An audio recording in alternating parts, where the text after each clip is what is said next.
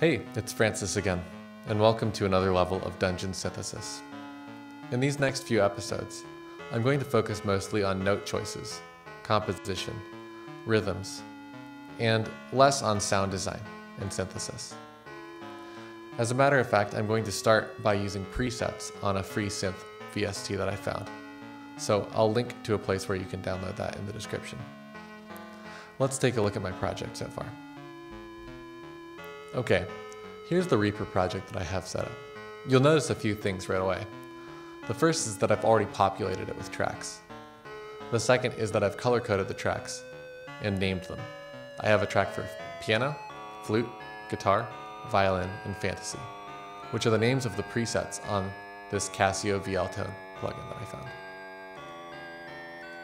You'll also notice that I have them all in a folder labeled Reverb. I've decided to save time in my more lo-fi production by committing the cardinal sin of putting reverb on a track folder instead of using sends to a separate reverb channel. This isn't really the right way to do it, but in the context of a Dungeon Synth song, it seems to work pretty well. I also have this track labeled VO on the top, and you'll notice that the metering is representing my voice. I have a new audio system since the last episode, so I've set it up in a new way, and now I'm monitoring my voice in Reaper instead of in OBS. You'll also notice that I have plugins on each track. All 5 of these have a different instance of Casio VL Tone set to a different preset. The Reverb channel has this Convology XT impulse response plugin, which is free to download. I'll link to that as well. And it also has this Recomp plugin. Now I'm feeding this my voice as a sidechain, and you can learn more about what sidechain compression is in my video on the subject. But in this case, what it's doing is it's going to turn down all of the instrument tracks when I talk, which is hopefully going to make it easier for me to mix the audio in these videos after I'm done recording them. All right, let's get started. I'm going to begin by creating a MIDI item for my piano. And I'm doing that by holding Control and clicking and dragging in Reaper. I'll double click on it and try drawing a note in.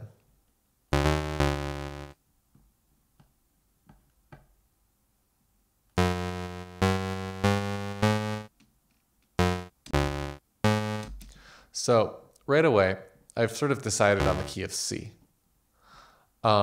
I'm thinking of doing C minor and possibly a mode of C minor.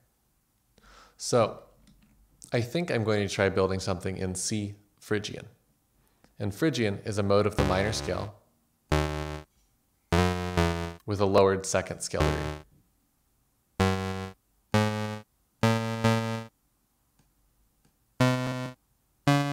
It sounds like this. I think it's kind of cool, and I haven't used it very much, so it'll sound different from some of my other projects. When I'm deciding what notes to start with, I'm usually thinking in the context of a pitch structure. That pitch structure doesn't have to be a scale, but if you're a beginner, I recommend choosing a scale to begin with. Many DAWs have an option to key snap, and you can choose a scale over here. And what that'll do is it'll lock you out of the notes that aren't part of that scale. That makes it really easy to choose notes that sound good when you're starting out. So, I don't think I want my accompaniment to just be the scale from lowest note to highest note. I think I would get bored of that repeating. So I'm going to put them in a different order.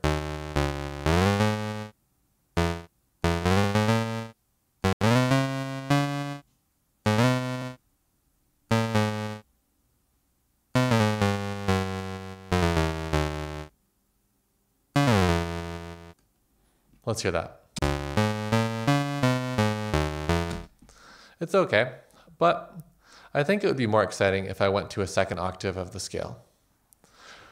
When you're working with scales in music, you can play the same notes in octaves, and they're going to sound more or less the same, but higher. So we can repeat the notes of the Phrygian scale,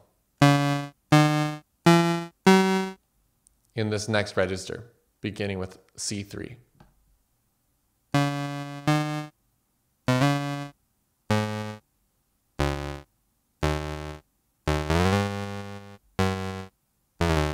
Let's hear this.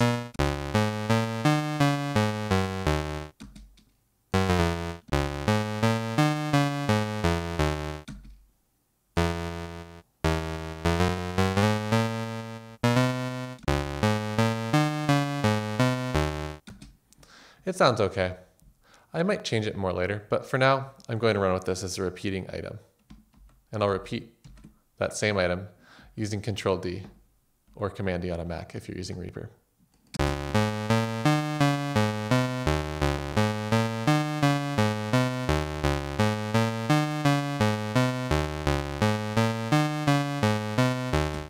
Now, I could imagine that sounding pretty good to some of you, but to my taste, it's a little bit repetitive. And when I work with a repeating idea, I don't think it needs to have the same notes or the same rhythms every time. And in this particular item, I think what I'm going to do is label each repeat and think of each one of these as its own separate piece.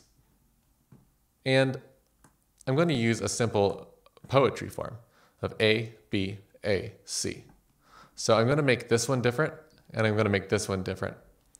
But these two are going to be the same. And in order to create some sense of continuity, I'm going to use similar pitch structures and similar rhythms for all of them. So let's just change the second one now.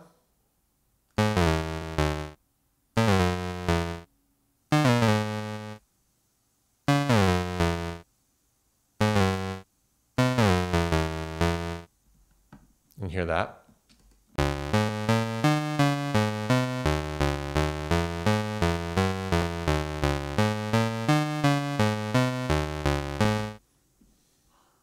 This last one, I think I might be able to get away with starting on a note other than the C.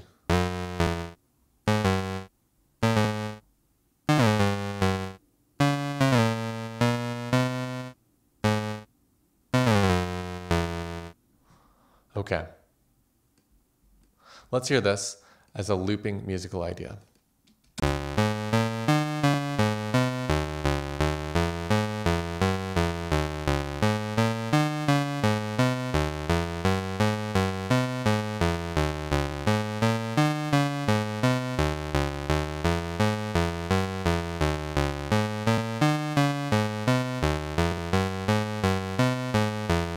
So I think that this section right here, this second measure, doesn't sound as good as the rest of it.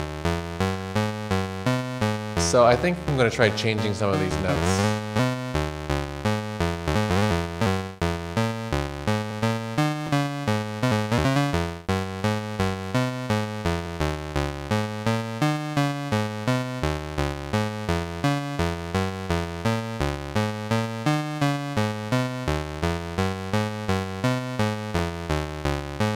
Okay.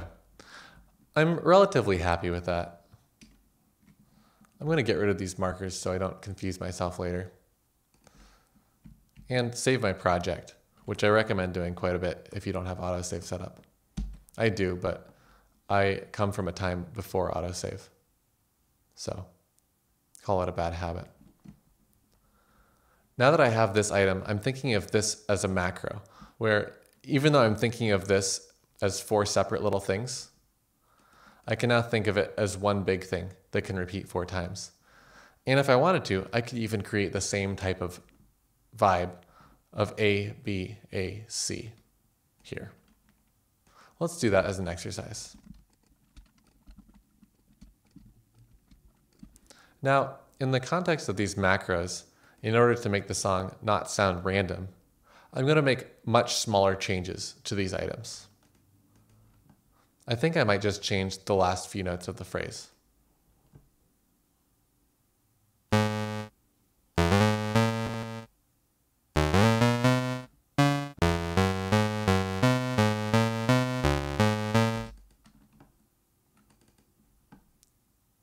And then I'll do something dramatic on this last one.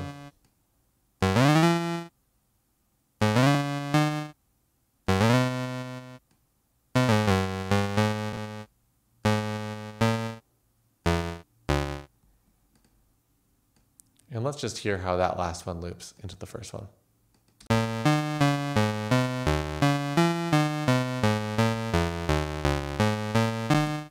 And let's hear how this one loops into the third one. I think I like those, and they create enough variation for my taste. The song's still a little bit boring because it's just using this first instrument. So in order to make it a little bit more exciting, I think I'm going to go in and add another layer, but we'll save that for the next episode. Well, thanks a lot for watching. I hope you get something out of these videos, and if there's anything you'd like me to cover, let me know in the comments. I'll see you next time.